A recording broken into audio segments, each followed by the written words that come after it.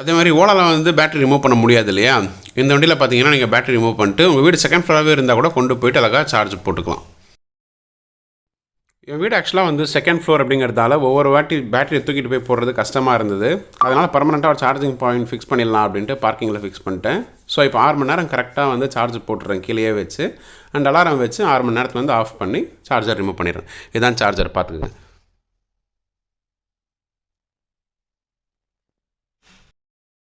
ஓலாலெலாம் பார்த்தீங்கன்னா centre stand அப்படிங்கிறது இல்லை இல்லையா? இந்த வண்டியில் சென்டர் ஸ்டாண்ட் அப்படிங்கிறது கொடுத்துருக்கான். இது பெரிய அட்வான்டேஜ் தானே. 6 மணி நேரம் சார்ஜ் பண்ணிங்கன்னா 90 கிலோமீட்டர் கிட்ட ரேஞ்சு. இதை பண்ணுறேன்னா வண்டி பின்னாடி போகுது பாருங்கள், தெரியுதா? வண்டி பின்னாடி போகுது, தெரியுதா?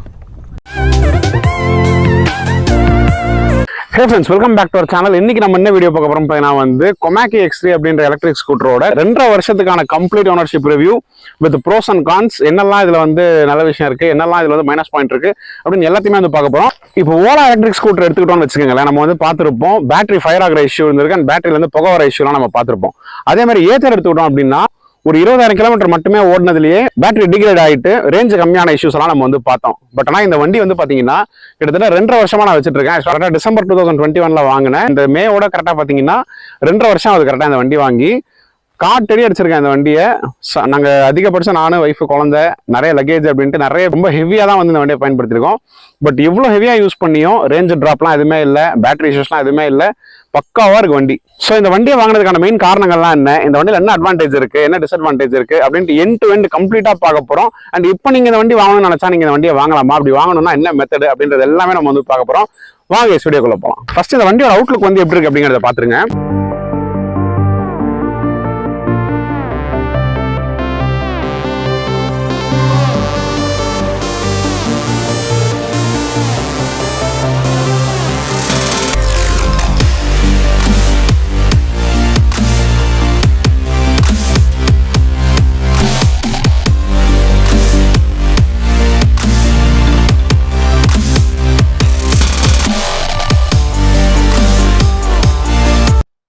ஃபஸ்ட்டு கீ போட்டு ஸ்டார்ட் பண்ணிடலாம் வண்டியை. டிஸ்பிளே என்னெல்லாம் காட்டுது அப்படின்ட்டு முதல்ல பார்த்துடலாம். இது வந்து 7 inch TFT டிஸ்பிளே அப்படிலாம் இல்லை கைஸ், ஒரு நார்மலான டிஜிட்டல் டிஸ்பிளே. ஃபஸ்ட்டு வந்து உங்களுக்கு எவ்வளோ கிலோமீட்டர் ஓடி இருக்குது அப்படிங்கிறது காமிச்சிருது 6597. பட் இந்த வேல்யூ வந்து தப்பு. இது இன்ட்டு 1.5 போட்டுக்கும் போது என்ன வேல்யூ வருதோ அதுதான் கரெக்டான வேல்யூ. அது அந்த கிளிட்ஸ் இருக்குது. அண்ட் இது வந்து பேட்டரி இண்டிகேட்டரு, 3 க்ரீனு ஒரு ரெட்டு. ஸோ ரெட்டு கிட்ட வரும்போது நம்ம சார்ஜ் போட்டுருணும். First speed, second speed, third speed அப்படிங்கிறதையும் காமிச்சிடும். இதோ இங்கே இருக்குது, நீங்கள் மாற்றிக்கலாம் கண்ட்ரோல்ஸு. உங்கள் தேவைக்கேற்ப நீங்கள் எவ்வளோ ஸ்பீடு வேணுமோ அதுக்கேற்ற மாதிரி நீங்கள் இதை இங்கே மாற்றிக்கலாம். சரி, அது தவிர ப்ளூடூத்தில் நீங்கள் பாட்டு கேட்கணும்னு நினச்சிங்கன்னா உங்களுக்கு ப்ளூடூத் ஸ்பீக்கர் இருக்குது. ஸோ அதை நான் டிக்கி ஓப்பன் பண்ணி காமிச்சிடுறேன். ஆக்சுவலாக இதில் ஒரு சின்ன கிளிட்ஸ் இருந்தது, அந்த கனெக்டரில் ஒரு ப்ராப்ளம் இருந்தது. ஸோ ப்ளூடூத் ஸ்பீக்கர் தனியாக கழட்டி வச்சுருக்கேன் நான், தேவைப்போ யூஸ் பண்ணிப்பேன். அண்ட் இந்த டிக்கி ஸ்பேஸை பார்த்துக்கோங்க, இவ்வளோ தான் டிக்கி ஸ்பேஸு. ஸோ இப்போ நீங்கள் வோல்டேஜ் பார்த்துக்கோங்க, 62 வோல்ட் 35 AH நம்மளோட பேட்டரியோட கெப்பாசிட்டி, ரிமூவபிள் பேட்டரி. இது வந்து MCB ஒவ்வொரு வாட்டியும் நீங்கள் வந்து ஆஃப் பண்ணிடணும். ஆஃப் பண்ணிவிட்டு தான் நீங்கள் பேட்டரி ரிமூவ் பண்ணணும், இல்லைனா வந்து ஷார்ட் சர்க்கியூட்டு அதெல்லாம் ஆகும். அதுதான் connector pin. So MCB off பண்ணிவிட்டேன். இப்போ இந்த 2 ப்ளக்கையும் பிடிச்சி இழுக்க போகிறோம். நல்லா டைட்டாக தான் இருக்கும், பட் இழுத்துடலாம். டிஸ்கனெக்ட் பண்ணிட்டீங்க அப்படின்னா ஸோ அந்த ஹேண்டில் இருக்குது, அந்த ஹேண்டிலை மட்டும் நம்ம பிடிச்சி தூக்கி இறக்கிக்க போகிறோம். வெயிட் இருக்கும், ரொம்ப வெயிட்டுன்னு சொல்ல முடியாது, கம்மின்னு சொல்ல முடியாது. லித்தியம் அயான் டெக்னாலஜியில் பண்ணியிருக்க பேட்டரி, LMNC டெக்னாலஜி போட்டிருக்கான் பாருங்கள். இந்த மாதிரி ஃப்ரண்ட்டில் எதனா நீங்கள் திங்ஸ் வைக்கணும் அப்படின்னா நீங்கள் தாராளமாக வச்சுக்கலாம். இது ஒரு பெரிய இடம் கொடுத்துருக்கான், இங்கே நிறைய நீங்கள் திங்ஸ் வச்சுக்கலாம். ப்ராக்டிகாலிட்டி பொறுத்தவரையும் இந்த வண்டி வந்து நல்லாயிருக்கும். அதே மாதிரி வண்டியில் ஒரு முக்கியமான ஃபீச்சர் வந்து நான் உங்ககிட்ட சொல்ல மறந்துட்டேன். இங்கே பாருங்கள், ரிவர்ஸ் மோடு. இதை கிளிக் பண்ணிட்டு வண்டி அப்படியே பின்னாடி திருப்பினீங்க, அப்படியே முறுக்குனீங்கன்னு வைங்களேன், வண்டி பின்னாடி எடுத்து பாருங்கள். சரிங்க, நான் உங்களுக்கு எப்படி காட்டுறேன். இங்கே பாருங்கள், நல்லா பாருங்கள். இங்கே பாருங்கள், கால் மேலே தான் இருக்குது. சரியா, என் கால் மேலே தான் இருக்குது. இது வந்து இந்த காலம் வந்து மேலே தான் இருக்கும், பட் இது வந்து சேஃப்டிக்காக வச்சுருக்கேன். ஓகேவா, விழுந்துருமே. நீங்கள் பாருங்கள், இதை பண்ணிட்டு இதை பண்ணுறேன்னா வண்டி பின்னாடி போகுது பாருங்கள், தெரியுதா? வண்டி பின்னாடி போகுது, தெரியுதா?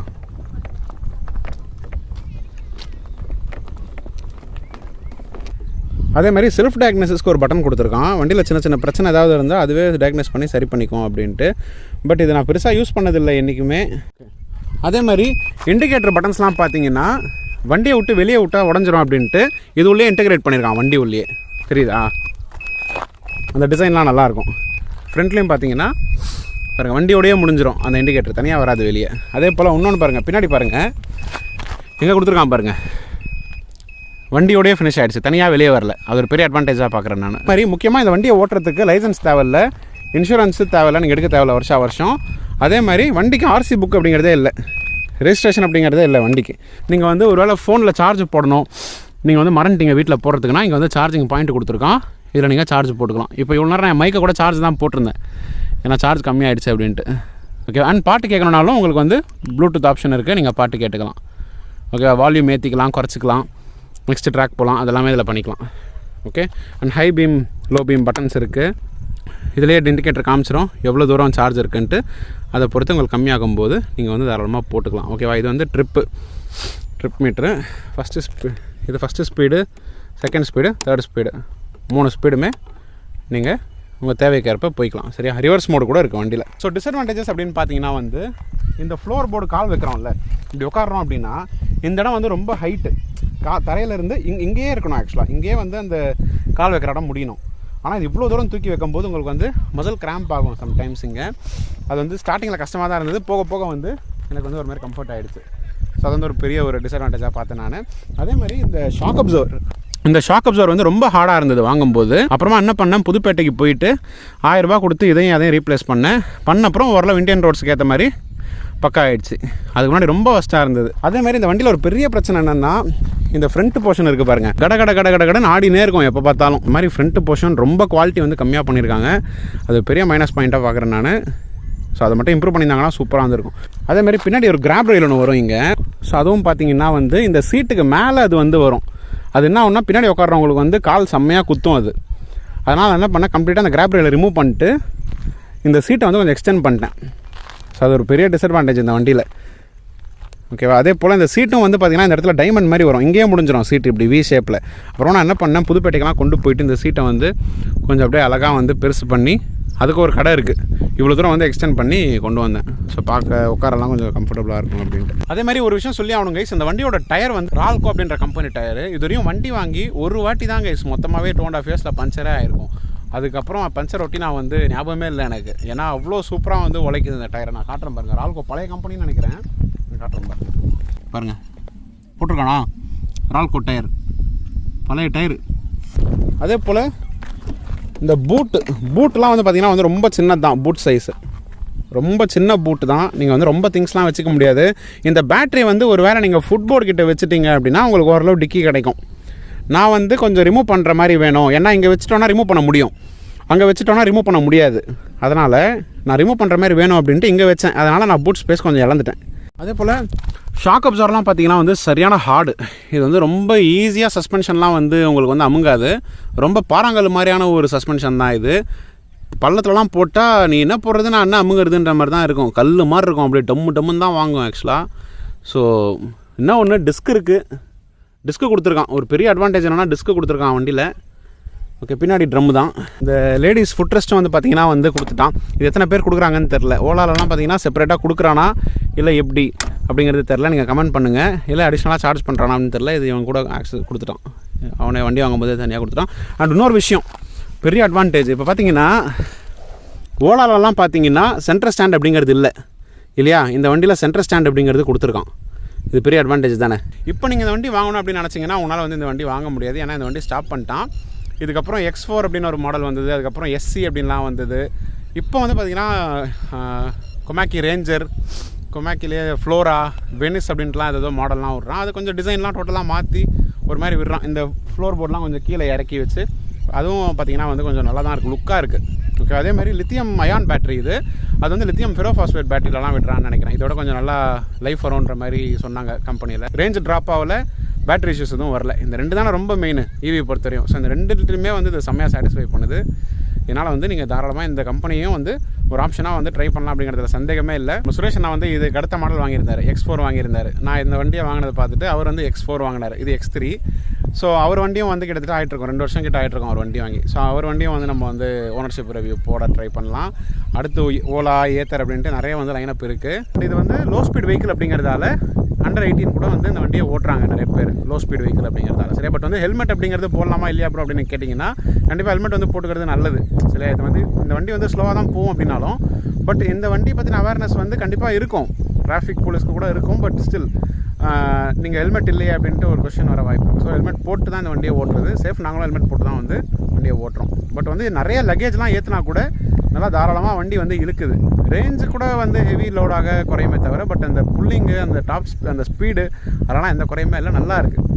ஓகேவா? ஸோ எனக்கே வந்து இப்போ வந்து பார்த்திங்கன்னா இதில் இருக்கிற ட்ராபேக் எல்லாம் வந்து சரி பண்ணி ஓரளவு வந்து இன்னும் இதோட கொஞ்சம் பெட்டராக வந்து இந்த கம்பெனிலேயே ஒரு சில மாடல்ஸ்லாம் கொடுத்தாங்கன்னா, அதிக ரேஞ்சில் ஒரு 160 200 கிட்ட போகிற ரேஞ்ச் கிட்ட வண்டி கொடுத்தாங்கன்னா கண்டிப்பாக இதை ஒரு ஆப்ஷனாக நான் வந்து கன்சிடர் பண்ணுவேன் அப்படிங்கிறத நான் வந்து சொல்லிக்கிறேன் இந்த வீடியோவில். இப்போ வந்து புதுசாக ஒரு வீடு வந்து மாறி வந்தோம் கைஸ். நாங்கள் ஷோலிங்கநல்லூர் பக்கத்தில் வந்துட்டோம். ஸோ என்ன பண்ணோம்னா, இங்கே தான் இருக்க போகிறோம் பர்மனெண்ட்டாக அப்படிங்கிறதெல்லாம் நாங்கள் என்ன செஞ்சுட்டோம்னா, மேலேருந்து எக்ஸ்டென்ஷன் வந்து பேட்ரி எக்ஸ்டென்ஷன் வந்து பர்மனெண்ட்டாக வந்து ஃபிக்ஸ் பண்ணிட்டேன் நான் பார்க்கிங்கில். ஸோ பேட்டரி முன்னெல்லாம் தூக்கிட்டு மேலே போயிட்டு வருவோம் பல வீட்டில் இருக்கும்போது. பட் இப்போ அந்த இஷ்யூஸ்லாம் இல்லை. கீழே வந்து வண்டி வந்து சார்ஜ் போட்டுக்கிறது, 6 மணி நேரத்தில் கரெக்டாக வந்து அலாரம் வச்சு ஆஃப் பண்ணிடுறது. ஸோ இதுதான் விஷயம். 6 மணி நேரம் சார்ஜ் பண்ணிங்கன்னா 90 கிலோமீட்டர் கிட்ட ரேஞ்சு. அதே மாதிரி இந்த சாஃப்ட்வேர் மூலிமா கண்ட்ரோல் பண்ணுறது, சாஃப்ட்வேர் மூலிமா அன்லாக் பண்ணுறது அப்படிலாம் அந்த விஷயம்லாம் எதுவுமே இதில் இல்லை கைஸ். இந்த 7 inch TFT screen, software update அதெல்லாம் ஒன்றுமே இதில் கிடையாது. சாவி போட்டு தான் வண்டியை ஓப்பன் பண்ணணும், சாவி போட்டு தான் லாக் பண்ணணும். நம்ம நினச்சா நம்ம வண்டியை ஓப்பன் பண்ணிட்டு போகிற மாதிரி தான் இந்த வண்டியை டிசைன் பண்ணியிருக்காங்க. ஸோ கம்ப்ளீட்டாக சாஃப்ட்வேரை நம்பி இந்த வண்டியெல்லாம் இல்லை. அப்போ அந்த டெக்னாலஜிலாம் இல்லை இல்லையா? அப்படி இருந்தாலும் எனக்கு அதில் வந்து பெரிய உடன்பாடும் இல்லை. நம்ம சாவி போட்டு ஓப்பன் பண்ணிட்டு போகிற மாதிரி இருக்காது. அந்த விஷயத்தில் ஏத்தரை நம்ம வந்து பாராட்டி ஆகலாம். ஸோ இன்னும் கூட அந்த சாவி இது கொடுத்துட்ருக்கான். அண்ட் ஓலாலையும் இப்போ அகைன் அவங்க ரியலைஸ் பண்ணுறாங்கன்னு நினைக்கிறேன். கம்ப்ளீட்டாக அந்த சாஃப்ட்வேரை மக்கள் விரும்புறது இல்லை அப்படின்ட்டு இப்போ ஓலா S1 X'ல வந்து ஒரு சில வேரியண்ட்டில் கீ இருக்கிற மாடல் வந்து அவங்க ப்ரொவைட் பண்ணுறாங்க. கேட்கலாம், இந்த வண்டிலாம் வந்து இப்போ பார்த்தீங்கன்னா சர்வீஸ் அப்படிங்கிறது என்ன ப்ரோ, இப்போ வந்து என்ன சர்வீஸ்ன்றது என்ன பண்ணணும், சர்வீஸ்ன்றது நீங்கள் என்ன பண்ணீங்க அப்படின்ற ஃபேஸில் கேட்டிங்கன்னா, ஆக்சுவலாக வந்து நான் சர்வீஸ்ன்றது பெருசாக ஒன்றுமே பண்ணல. என்ன ஆச்சுன்னா, இந்த கீழே ஒரு வாட்டி வண்டி விழுந்து அந்த ரியர் பிரேக் லீவர் அது மட்டும் உடஞ்சிது. அந்த லீவர் ஒரு வாட்டி வந்து ரீப்ளேஸ் பண்ணேன். அதுக்கப்புறம் அந்த ப்ளூடூத் ஸ்பீக்கர் வேலை செய்யாமல் போச்சு. அது விட்டுட்டுருக்கலாம், அதை நான் புதுசு போடணும், அந்த பாட்டு கேட்கணுன்ற ஒரு ஆர்வத்தில் அப்போ வந்து ஆர்வ கோளாறு ஒரு 1500 செலவு பண்ணி அதை புதுசு மாற்றினேன். அதை மாற்றியும் பெருசாக யூஸ் ஆகல. அது கனெக்டரில் ஏதோ ஃபால்ட் இருக்குது. இப்போ நான் அதை ஓப்பன் பண்ணி ஒரு 2 weeks பேக் நான் அதை ரெடி பண்ணேன். அண்ட் இது பெய்ட் ப்ரொமோஷன்லாம் வந்து எதுவும் இல்லை கைஸ். ஏன்னா வந்து இது முழுக்க நான் என் இன்ட்ரெஸ்ட்டில் வாங்கி நான் வந்து எக்ஸ்பீரியன்ஸ் பண்ண ஓனர்ஷிப் ரிவ்யூ தான் வந்து நான் சொல்கிறேன் உங்களுக்கு, சரியா? அண்ட் ஒரு விஷயம் நான் உங்களுக்கு சொல்லணும்னு நினச்சேன். FZ நம்ம வந்து ஒரு வச்சுருந்தோம். நம்ம வந்து 2.5 years பேக் நம்ம FZ வச்சுருந்தோம். அண்ட் அந்த FZ வந்து விற்றுட்டேன். ஏன்னா 35 தான் வந்து மைலேஜ் கொடுத்தது. அண்ட் வந்து கட்டுப்படி ஆகலை. அந்த வண்டியை கொண்டு போய் பெங்களூரில் ஓட்ட முடியாது அப்படி நிறைய இஷ்யூஸ்லாம் இருந்ததால் அந்த வண்டியை வந்து டிச் பண்ணிட்டு நான் வந்து பெட்ரோலே டிச் பண்ணிட்டு நான் வந்து EV பக்கம் மாறிட்டேன் 2.5 years பேக். அப்போவே வந்து நம்ம வந்து மாறியாச்சு EVக்கு. இப்போ நிறைய மெச்சூராக இருக்க மார்க்கெட். இப்போ அகைன் நான் வேறு வண்டி வாங்க வேணாம் அப்படிங்கிறதுலாம் வந்து தெரில, பார்க்கணும், அப்டேட் பண்ணுறேன். நிறைய பாருங்கள், வீடியோவை ஸ்கிப் பண்ணாதீங்க, நிறைய ஷேர் பண்ணுங்கள். நம்ம நிறைய நாள் கழிச்சு வேறு நம்ம இதெல்லாம் பண்ணுறதால உங்கள் சப்போர்ட் நிறைய தேவைப்படுது. அண்ட் இதை சொல்ல நான் இந்த வீடியோ முடிச்சுக்கிறேன் guys. So see you all another great video. Love you all. Take care. Bye bye.